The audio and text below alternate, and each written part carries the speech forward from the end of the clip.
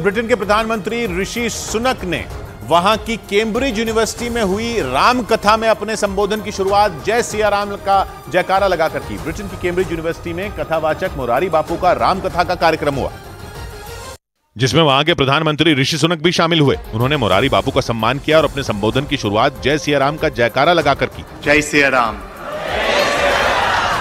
यही नहीं, भाषण की शुरुआत में ही सुनक ने अपने हिंदू होने का जिक्र करते हुए वहां जाने की वजह भी बता दी। Bapu, I am here today not as prime minister but as a Hindu. Britain की कैम्ब्रिज यूनिवर्सिटी में राम कथा का आयोजन स्वतंत्रता दिवस के मौके पर हुआ। इस बीच जिस नेटो का सदस्य बनने के लिए यूक्रेन की रूस से जंग छिड़ गई, उस नेटो ने ही यूक्रेन को अपना जमीन का टुकड़ा पुतिन के नाम करने की सलाह दे डाली। एक दिन पहले नेटो के सेक्रेटरी जनरल के चीफ ऑफ स्टाफ ने बयान दिया कि यूक्रेन अपनी कुछ जमीन रूस को देकर न सिर्फ जंग खत्म कर सकता है बल्कि वो नेटो का सदस्य भी बन सकता है। नेटो के बड़े अधिकारी के मुंह से ऐसी बात सुनकर यूक्रेन नेटो पर बरस पड़ा और यूक्रेन के राष्ट्रपति व्लादिमीर ज़ेलेंस्की के राजनीतिक सलाहकार ने नेटो के सेक्रेटरी जनरल के चीफ ऑफ स्टाफ के सुझाव को एकदम बेतुका बता दिया। उन्होंने ट्वीट कर सरेआम नेटो अधिकारी को आड़े हाथ लिया और पूछा कि नेटो अपना सदस्य बनाने के लिए यूक्रेन को रूस के साथ ये कैसी बेहूदी सौदेबाजी करने के लिए कह रहा है। पिछले साल लड़ाई छिड़ने के बाद से रूस यूक्रेन के कई हिस्सों पर कब्जा कर चुका है और यूक्रेन अपनी एक एक इंच जमीन को रूस से छीनने की कसम खाकर बैठा है। इसलिए उसने रूस की सेना के खिलाफ पलटवार शुरू किया है।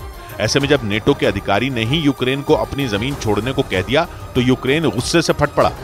उधर यूक्रेन के मीडिया के मुताबिक उनके सैनिकों ने यूक्रेन के 2 शहरों पर हमले की साजिश को नाकाम कर दिया। आरोप है कि रूस की फौज ने यूक्रेन के ओडेसा और मिकोलाइव को दहलाने के इरादे से वहां रात के वक्त 13 ड्रोन भेजे, लेकिन यूक्रेन ने उन ड्रोन को टारगेट पर हिट करने से पहले ही हवा में तबाह करने का दावा किया। यूक्रेन की वायुसेना के मुताबिक रूस के कृष्णादर शहर से ओडेसा और मिकोलाइव पर ड्रोन लॉन्च किए गए, लेकिन दावा किया गया कि यूक्रेन की सेना इन हमलों को लेकर पहले ही अलर्ट थी। इसलिए यूक्रेन की सीमा में घुसते ही उन ड्रोन की निगरानी की गई और जैसे ही वो ओडेसा और मिकोलाइव की सरहद में दाखिल हुए उन्हें एयर डिफेंस सिस्टम की मदद से मार गिराया गया। पिछले महीने ग्रेन डील से निकलने के बाद रूस लगातार यूक्रेन के ओडेसा में मौजूद अनाज गोदामों को निशाना बना रहा है और दावा किया गया कि इस हमले में भी रूस ने ओडेसा पर 11 ड्रोन छोड़े, लेकिन यूक्रेन ने उसके सभी ड्रोनों को तबाह करने का दावा किया।